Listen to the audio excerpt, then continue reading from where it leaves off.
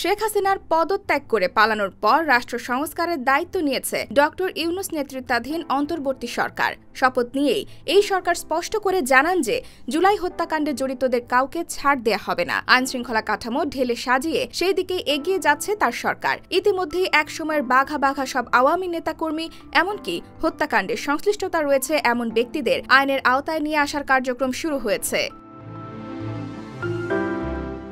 সেই ধারাবাহিকতায় এবার হত্যা মামলা হয়েছে ঢাকায় সিনেমার অভিনেতা প্রযোজক মনোয়ার হোসেন ডিপজলের বিরুদ্ধে। বৈষম্য বিরোধী ছাত্র আন্দোলনের সময় রাজধানীর ধানমন্ডি এলাকায় গুলি করে শুভ নামে এক যুবককে হত্যার অভিযোগে সাবেক প্রধানমন্ত্রী শেখ হাসিনা, স্বাস্থ্যমন্ত্রী সামন্তলাল সেন, অভিনেতা ও ব্যবসায়ী মনোয়ার হোসেন ডিপজল সহ ১৩৮ জনের বিরুদ্ধে হত্যা মামলা করা হয়েছে। বৈষম্য বিরোধী আন্দোলনের সময় ১৯ জুলাই ধানমন্ডি থানাধীন ৩ নম্বর রোডে গুলিবিদ্ধ হন শুভ। পরদিন চিকিৎসাধীন অবস্থায় মারা যান তিনি। সোমবার ঢাকার মেট্রোপলিটন ম্যাজিস্ট্রেট বেগম ফারাহ দিবা ছন্দার আদালতে শুভর মা রেনু মামলাটি করেন।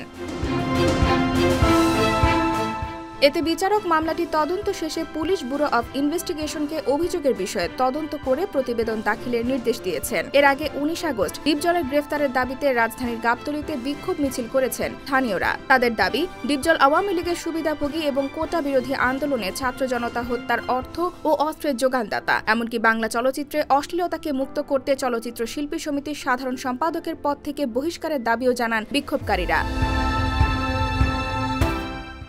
IBTV USA, New York।